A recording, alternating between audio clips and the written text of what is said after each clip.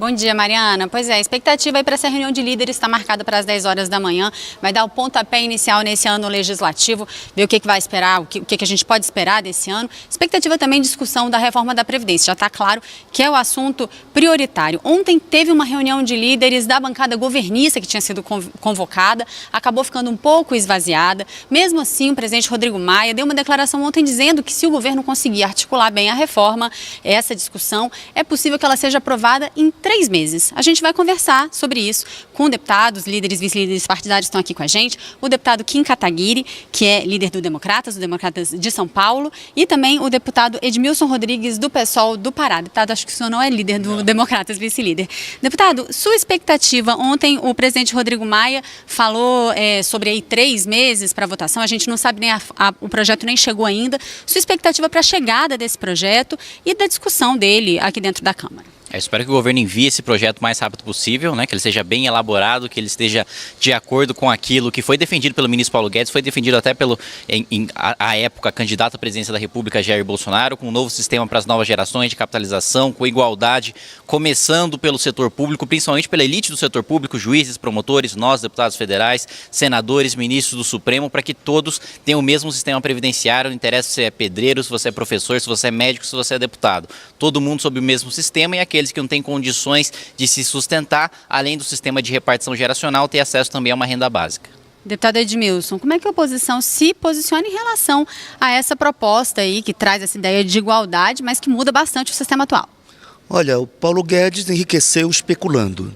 Ele está cumprindo o papel dele, defendendo o interesse dos banqueiros. Porque quando se fala em capitalização, significa descontar, além do desconto tradicional para a Previdência, mais alguns percentuais do salário para aplicar num dos bancos desses 4, talvez, que detêm 85% dos ativos financeiros do país. Ninguém toca na ferida.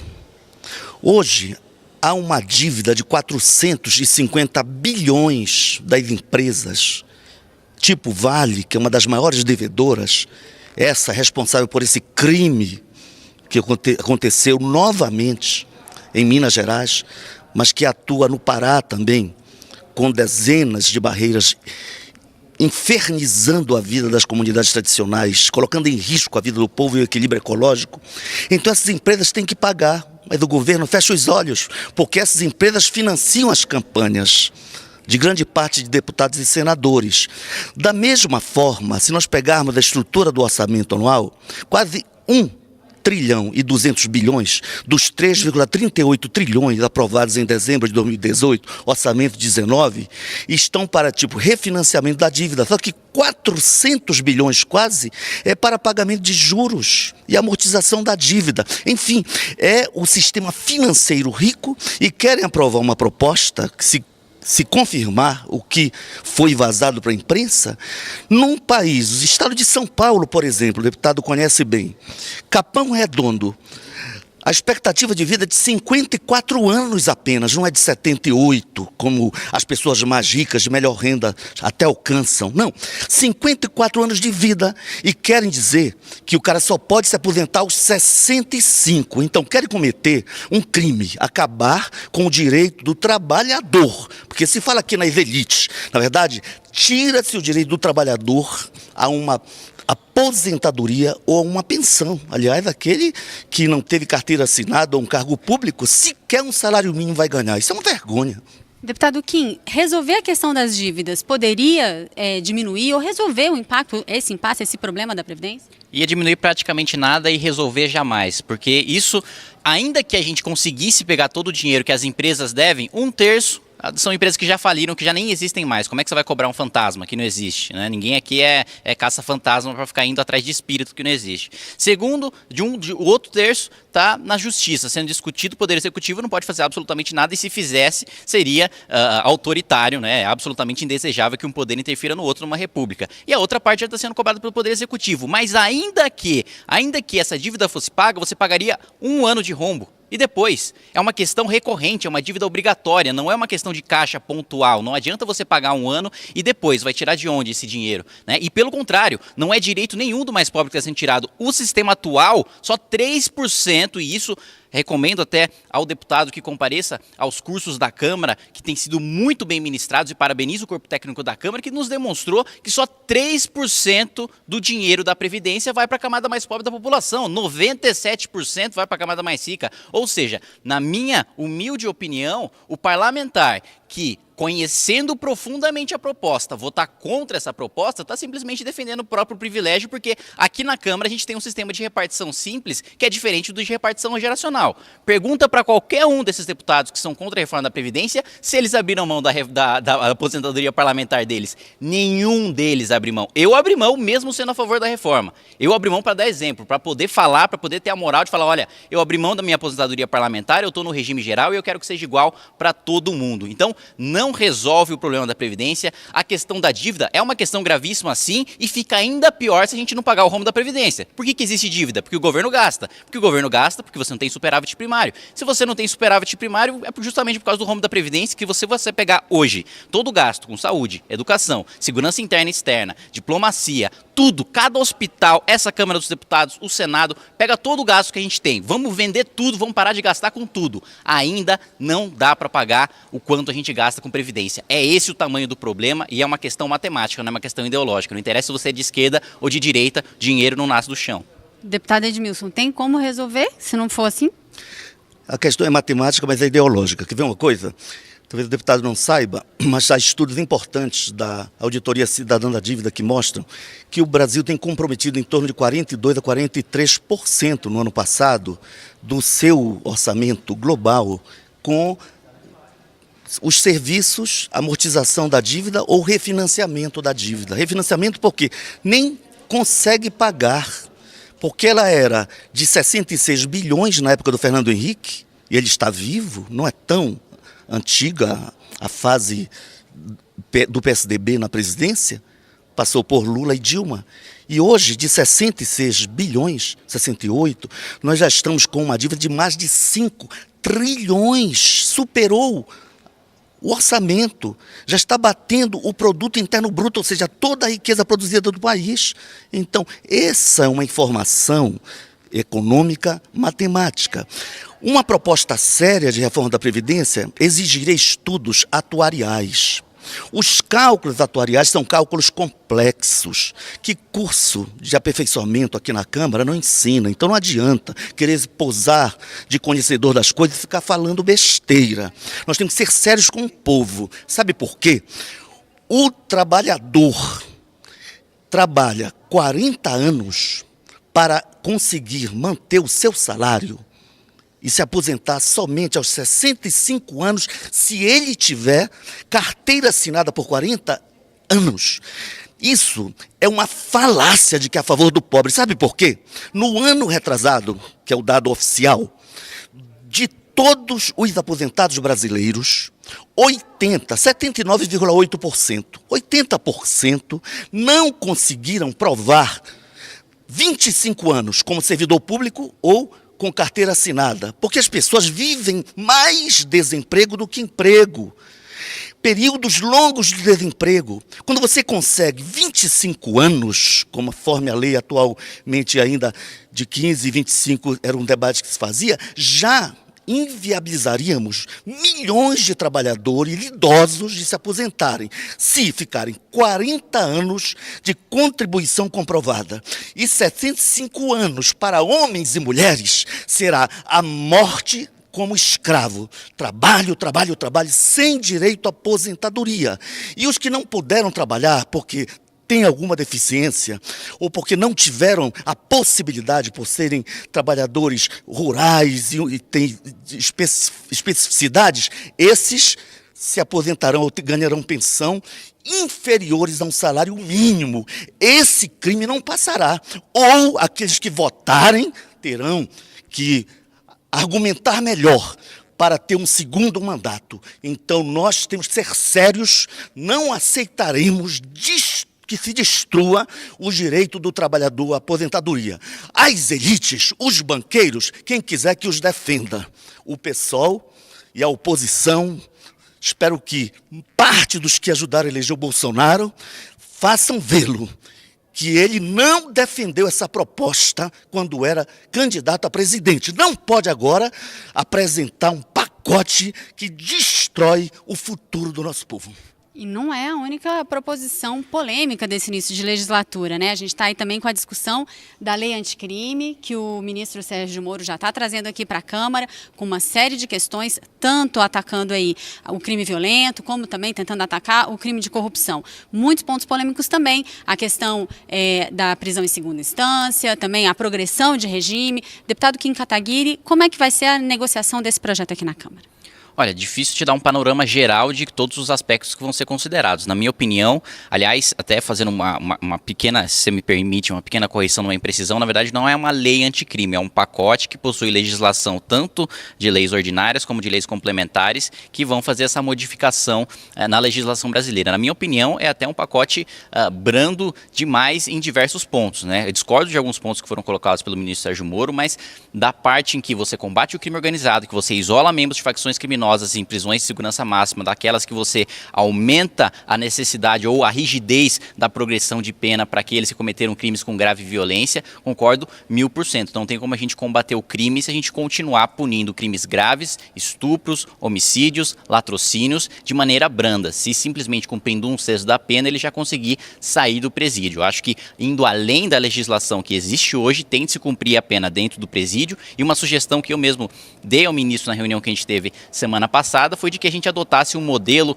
que é o melhor tanto em termos de punição como em termos de ressocialização, que é o único de parceria público-privada que a gente tem no Brasil, que é o de Ribeirão das Neves, em Minas Gerais, onde basicamente os presos têm a oportunidade de aprender um trabalho lá dentro, sustentar a própria família, sustentar os próprios custos, indenizar a vítima, tem escolas lá dentro e o menor índice de reincidência do país, porque ele sai de lá muitas vezes empregado, ele aprendeu, a sua mão de obra saiu qualificada, o empresário de lá dentro mesmo já sai, já emprega aquele trabalhador que ele viu trabalhando, que ele sabe da sua competência, que ele sabe da sua correção, então não existe motivo para ele voltar ao crime. E essa foi a sugestão que eu levei e acho que deve ser levado mais em frente. Acredito que para a maior parte das propostas não deve haver problema de aprovação aqui na Câmara, porque a maior parte se trata de projeto de lei ordinário, né, que só precisa de maioria simples. Deputado Edmilson, o senhor concorda? Já conheceu um pouco desse pacote de projetos?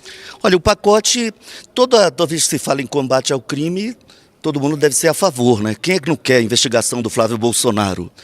Quem não quer entender por que um motorista, assessor dele, que foi assessor do atual presidente Bolsonaro, consegue em 3 anos abocanhar 7 milhões? Você, como funcionária da Câmara, nenhum deputado consegue ter 7 milhões assim, líquido, vendendo Passat do ano 70, carro usado, não tem. Quem não quer investigar, por exemplo, até o empréstimo que o presidente fez para alguém que tem 7 milhões, ainda precisa de 40 mil emprestado, né? A ponto de submeter a sua esposa para receber o pagamento informal na sua conta. Então tem muita coisa inexplicada. E crimes passados. Quem não quer saber por que o ministro que hoje vai assumir aqui, do turismo, se realmente praticou a prática do laranja, de colocar candidatas. O partido repassa fundos públicos, 60 mil, e a mulher tem que devolver, candidata, 50 mil para sua campanha. Tudo isso tem que ser investigado. Então, vamos combater o crime. Acontece que não há uma proposta, por exemplo, para conter a violência contra a juventude negra da periferia. Dos 888 mil assassinatos violentos no ano passado, assassinatos, mortes violentas, como se classifica, 70% são classificados como jovens negros. Então, e não há política para isso? Então, propõe-se aumentar as penas com o armamento flexibilizado. Certamente, os crimes de feminicídio e a violência contra essa população mais carente aumentará. Nós temos um caos no sistema penitenciário. Se hoje as cadeias já não dão conta dos presos, nós vamos agora ter, por mais tempo, mais gente presa. E não se pensou nada disso. Além de uma série de questões que ferem a própria Constituição Federal, conforme alguns ministros, alguns grandes juristas da própria OAB, instituições nacionais e internacionais estão levantando. Até mesmo a questão de colher o DNA, obrigando uma vítima que pode ter cometido um crime e está pagando pelo crime já condenado a provocar provas contra si mesmo em outras situações. Então, tudo isso deve ser debatido com muito carinho para que não se cometa violências contra a Constituição Federal e não se crie uma situação de explosão do sistema penitenciário e explosão dos índices de violência no país, já são insuportáveis. Deputado, essa questão da legítima defesa na ação policial, que é um dos pontos, né, do pacote, isso pode acabar agravando esses índices aí que o deputado mencionou, né, dessa grande violência que é sofrida nas comunidades pelos jovens e negros? Acho pelo contrário, o que você vê no pacote, aliás, até corrigindo uma imprecisão do deputado, não há aumento de pena, não há modificação nesse sentido de aumento de pena no Código Penal. A maior parte das modificações são no Código de Processo Penal, são questões de procedimento e na lei de execuções penais. Então, para você falar sobre um projeto, é importante que você leia o projeto e você conheça cada um dos projetos para você falar com propriedade dele. Então, antes de qualquer coisa, existe sim a política pública para conter homicídios contra a juventude negra, contra a juventude branca, contra a juventude anã, asiática, transexual, porque o homicídio é o mesmo para todo mundo e a progressão de regime também dentro do Código de Processo Penal é a mesma para todo mundo. A partir do momento que você modifica e enrijece a punição para todo mundo que comete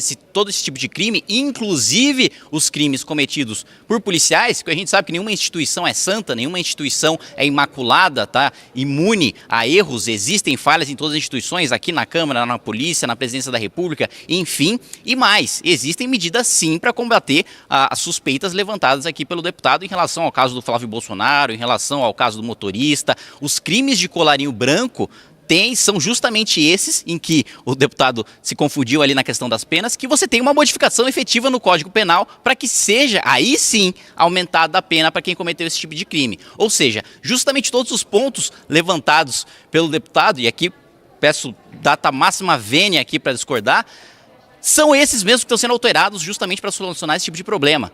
E o problema não tem raça, o problema não tem cor, o problema não tem idade. O crime é cometido contra qualquer um. E me causa espanto falar sobre a questão do DNA quando o que foi colocado, se vocês prestarem atenção no que o deputado falou, é de que muitas vezes a vítima é obrigada a ter o seu DNA coletado uma vez que ela foi condenada. Mas peraí, se ela é vítima, como é que ela foi condenada e está cumprindo pena? Ou ela é vítima, ou ela é o criminoso que cometeu o crime. Não, como assim as suas coisas? Ele não pode ter sido vítima de outro crime? Não, pode ter sido vítima, mas aí é um processo diferente.